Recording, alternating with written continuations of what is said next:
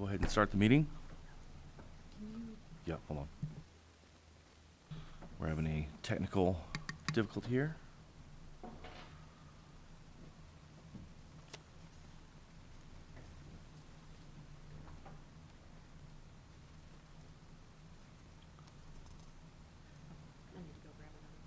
No problem.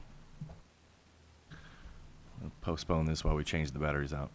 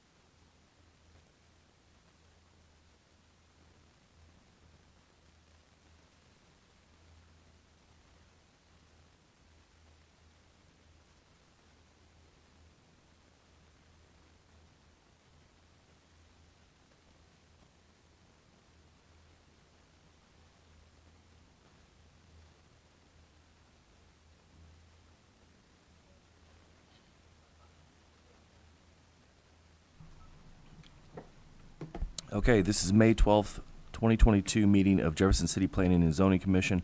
My name is Dale Vaughn. I am the chair of the commission. I'd like to remind the commission members to turn on their microphones when speaking, and I'd like to ask everyone present to please silence their phones and any other electronics. I'm going to let the members introduce themselves, starting with council liaison. Mike Lester, City Council Liaison. Emily Fretwell. Trika Young. Penny Quigg. Greg Butler. Courtney Bliss, City Staff. Eric Barron, Planning Manager. Sonny Sanders, Director of Planning and Protective Services. Dustin Birch, Associate City Attorney. The city code authorizes 9 regular members and 3 alternates. Alternates are designated to vote upon the absence or disqualification of regular members. A quorum of 5 members or alternates is necessary to conduct the business. I declare that a quorum is present. The following regular members that are absent this evening is Blake Marcus, Dean Dutoy, Bunny Tricky Cotton, and Shannon Hawk. Are there any members who are disqualified from voting on any agenda items? Seeing none. The voting members are as follows. Emily, it says farewell. No, it says farewell. Emily Fretwell. I knew that was wrong. Farewell. Penny Quigg, Gregory Butler, Spencer Hogfeld, and Trika Young. Case number P22006 839 Eastland Drive, final subdivision plat and preliminary PUD plan. And Well, no, just making sure that there's someone here to represent that. okay. And we do have the consultant for the case here in the audience. Okay, we have the consultant here to represent the case. Are there any requests for continuance? No. Are there any requests to reorder the agenda? No.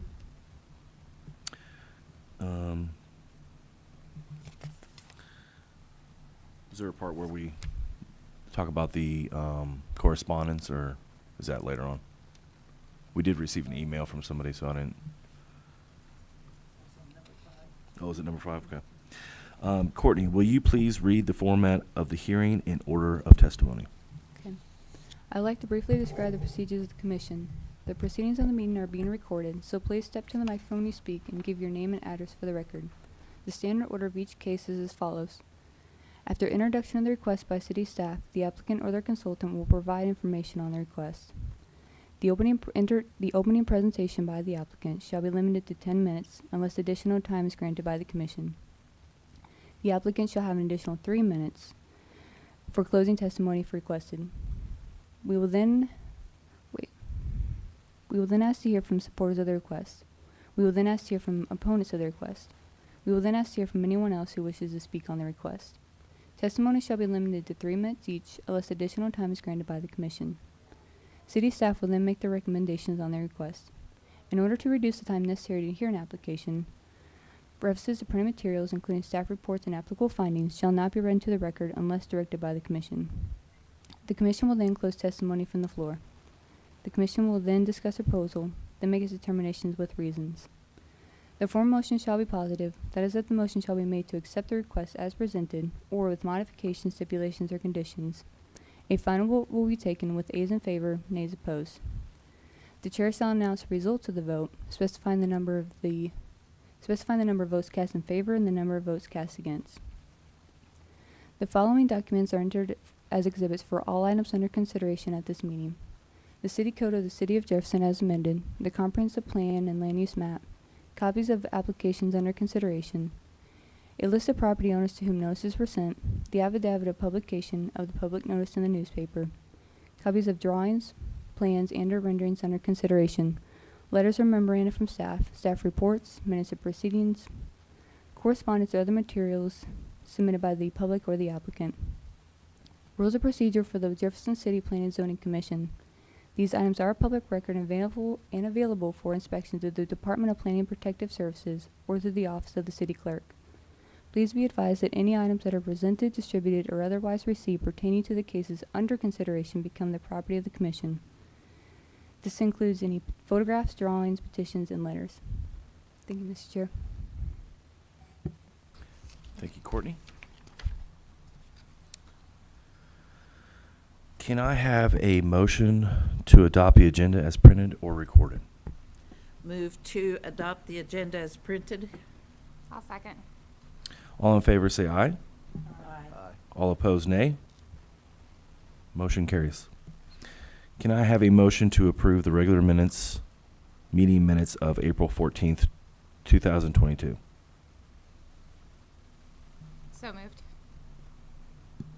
Second. All in favor say aye. Aye. All opposed, nay. Motion carries. We did receive an email correspondence, and we've distributed that to the commission members. I can probably address some of Okay. that. I hate to, I usually don't do it this way, but I think some of the stuff that's brought up in the correspondence is kind of relevant, but not necessarily specifically relevant to the case this evening. It deals with the road, the driveway that goes by this property. It's actually located on the neighboring property, and from a city perspective, it's the responsibility of the neighboring property owner to maintain that road.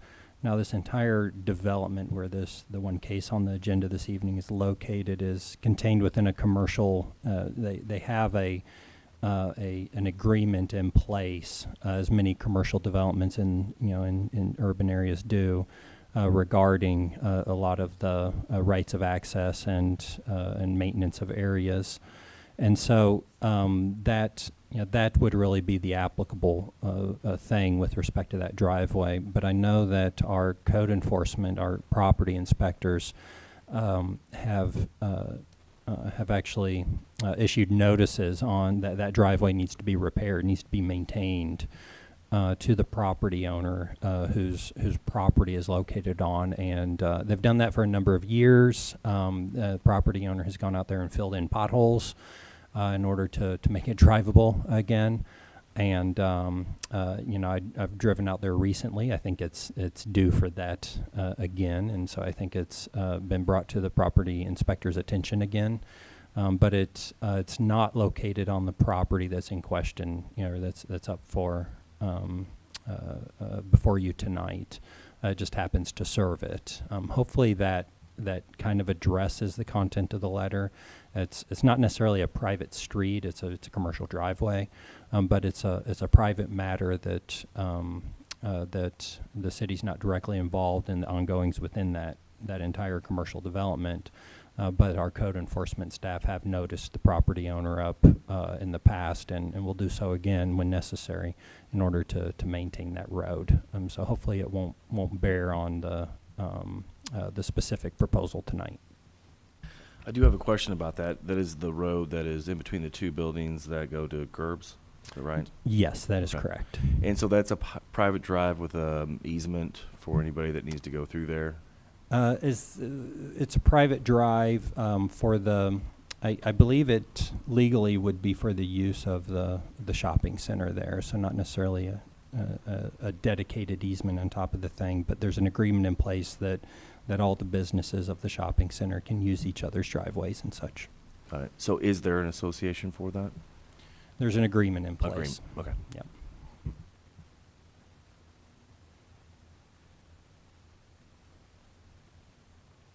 Courtney, would you like to present the case number P22006?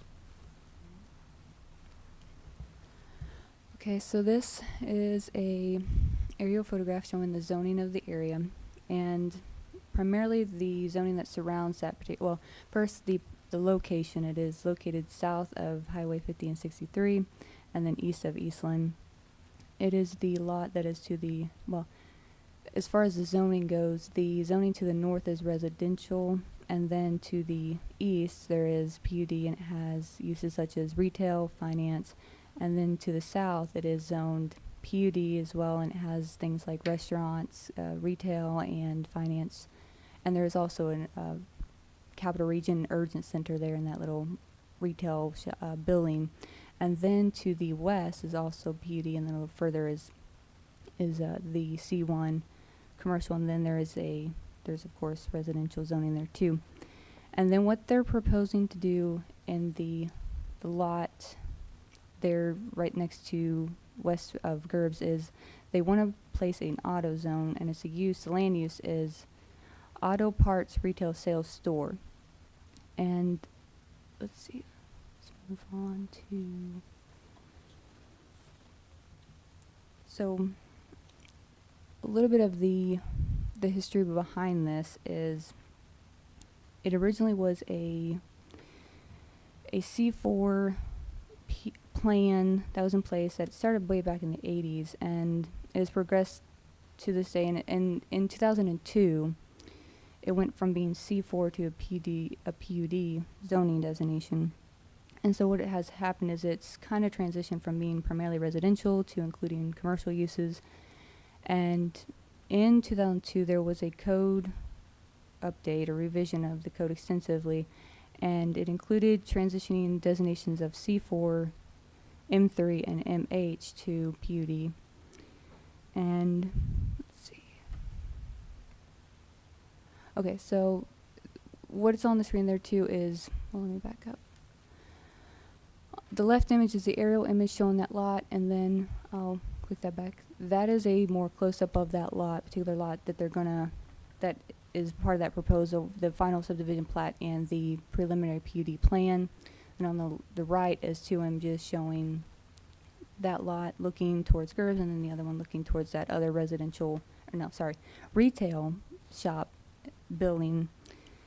And then, so this is the final subdivision plat that they're proposing to do. And what they're wanting to do, well, in total the lot is 1 now, and its total acreage is 2.383. And what they want to do is they want to divide it in half. Well, not particularly in half, but they're wanting to create 2 lots. The western lot would be 1.383 acres, and then the eastern lot would be the 1 acre lot. And that's where they would place that auto zone. And then, let's see. This is the preliminary PUD plan that they're proposing. There are several things they highlighted in there, including sidewalk and landscaping, signage, lighting, and as well there was another thing that was a part of the preliminary PUD plan that was addressed, was a comment from the fire department saying that they were needing a fire hydrant in the front of the southern edge of that lot. And they have I put a little blue square up there for where they do have another sheet that highlights where that might be, where they right now are proposing to have that hydrant. But they, it was said that they would go more intensively into detail on how they were going to put that hydrant down, how they're going to connect the water to it in the final PUD plan process. And so another aspect of it was landscaping. And what they were proposing was irrigated sod, grass cover for the areas that were not covered by the building in the parking lot. And they were saying that about 28% would be covered by pervious cover, 28% of that lot will be covered by pervious surface. And then they're also wanting to add in shumard, red oak, and that is a part that is listed, that is one of the trees listed on the Appendix A within the zoning code. That is the approved planting list. And that's an image of that particular tree. And then, let's see. That is the sign. So with the signage that they're proposing 3 signs. On the north corner of the building, it would be a 117 square foot wall sign, and then on the southern part of the building would be a 54 square foot sign. In addition, they're proposing a pylon sign, which would be 6.5 feet by 10.5 feet, and would go 30 feet in height. And they said it would be comparable to the McDonald's and Conoco signs, which are shown in that image there.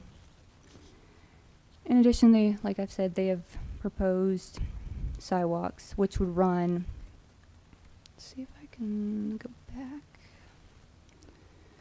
The sidewalks would run on the east side of the building and the south side of the building. Then it would connect on the western side of that parking lot and run along that private drive that connects off of Eastland and goes into those other retail shops.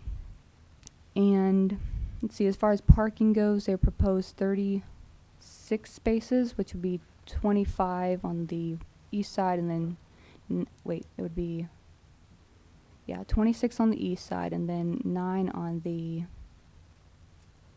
south side. And let's see, that's the initial details. I'll let the applicant supply the rest of the details on their proposal. Thank you, Mr. Chair. Thank you, Courtney. Do any commissioners have any questions for Courtney?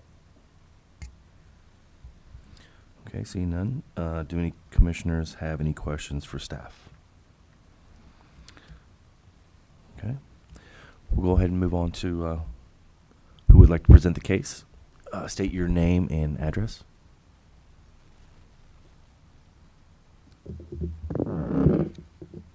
Hi, good evening, everyone. My name is Wesley Berlin, address 2583 Pine Bluffs Court, Highland, Michigan 48357. I am the owner of Spartan Engineering, the civil consultant for AutoZone. Excuse me. My voice is raspy. Tell me if you guys can't hear me. Also the project representative for AutoZone. First and foremost, I would just like to say thank you for your time and your consideration for recommending approval for our project today. Also like to take a second and thank Courtney and Eric. They've been great to work with. I've also worked closely with Shane in engineering. Staff has been great, very accommodating, very helpful, so thanks to them as well. I think overall this is a great project. I think we're kind of filling in that vacant portion of this development. I was there today. It's a busy development. It seems like it's really thriving, and I think this is going to be a nice addition from AutoZone's side and my side. I think it's a great site, great location. AutoZone is certainly optimistic. They think they're going to do very well here. They're projecting a very successful store. So I think it's a very positive project all the way around. Courtney's staff report really highlighted a lot of the aspects of the project that I would typically go over. She did a great job, and again, I appreciate her efforts on that. I assume you guys are all familiar with AutoZone, but it's a retail sales business. They don't do any sort of service. There's no bays or oil changing or anything like that. It's all indoor sales. There's no outdoor storage or anything like that. It's really a low intensity use. It's low as far as what kind of capacity they need for utilities and services. It's not a huge traffic generator, so I think it's, from impacts and a negative standpoint, I think it really is a solid development in that regard as well. If there's any specific items that I can address or questions you all have at any point, please let me know. I'm happy to answer those. So, we pull up the aerial. The north part of that, the shaded space, is that a existing building that will come down? Is that right? It is, yeah. It's like an open, it's got a Patio roof. area. Yeah, it's like an open, maybe a former outdoor patio area. Got it. A portion of that will come down to enhance the visibility and basically to fit within the confines of the proposed boundary. Right. That's right. Okay. That's the only question I have. Does anybody else have any questions for presenter? No? All right. Okay. I guess you did good. Thank you. Thank you.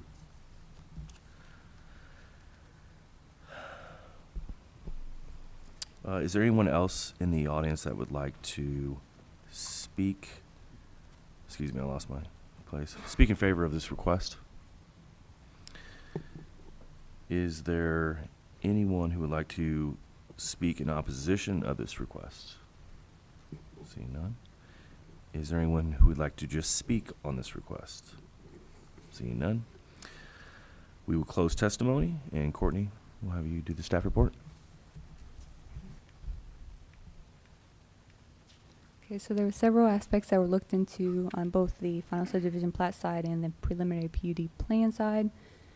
Such things being, for first and foremost, the subdivision plat side, we looked into the name, lots, whether or not there be streets proposed or were none, and then the sidewalks to make sure they were in order. And they looked into things like utilities. And then on the preliminary PUD side, things such as building design, were they going to be in compliance with the building division? They would have to be. And then for land use, the auto parts retail sales store was looked into and how that would work with the PD plan. And then in addition to that, staff would recommend a underlying C2 general commercial zoning district for the determination of other things such as land uses and lighting and things of those sort. And then for landscaping was looked into to make sure that it was those, particularly like the tree would be one that was under the approved, the approved plantings list. And then things like lighting, the sidewalks again was addressed on this side. And then parking, they addressed their parking. They said that they were gonna have those 35 spaces. And then looking into, again, the utilities, things like signage. Now, if there was any other details that they would do that go beyond what they specify in their PUD plan, that would fall again under that underlying C2 general commercial zoning district designation. And then they did not trigger a traffic impact analysis study with their traffic, or what traffic would become of this project. So with that, staff does recommend approval of both the final subdivision plat and the preliminary PUD plan. The form motion is as listed on the screen there, a motion to recommend approval of that final subdivision plat, and then a second motion to approve the preliminary PUD plan with the condition of the establishment of the C2 general commercial zoning district as the underlying zoning designation. And then if it were to move on to the city council, it would go for an introduction on June 6th, and then it would go for a public hearing and vote on June 20th. Both of those meetings will be held here in the city council chambers at 6 p.m. And with that, I'll give it back over to you, Mr. Chair. And Shane Wade with the Public Works Department, our engineer here at the Planning Zoning Commission meetings, could not be here tonight, and so I'll just fill in as Shane has reviewed this plan, in the normal manner for a commercial development. I think really the main item was, that the stormwater was being tied to an existing network. There's utilities in the area. And so it really is an ideal spot for development with most of the stuff that is necessary to support it right there in place. So he has reviewed it. Staff comments have gone back to the consultant. The consultant returned new drawings, which were presented to you tonight. Based off of those comments, I think there's one small comment changing the one thing on the subdivision plat. With that, and the consultant's already been told about it, but it could be submitted to the city with signatures, and I've already told the consultant we will not introduce the bill to the city council unless there's signatures on the plat. And so if passed tonight, then and we get that plat, it would keep with that calendar. In Shane's absence, I'd be happy to answer any engineering questions anyone has, even though I'm not qualified. The only question I have is typically when it comes to water runoff, there's a holding pond. Is that somewhere else because it's tied into a storm water? You know what I'm saying? So I don't believe there is, and no, and so there's an existing network in place for that subdivision as a whole. So it goes out somewhere else. It goes out. And Gotcha, so okay. no, there was never a holding pond developed for the Didn't need to be. development as a whole. Okay. Okay, do any commissioners have any questions of staff? Nope. Seeing none, would someone like to make a motion? I'll move to recommend approval of the AZ Jefferson City subdivision, final subdivision plat.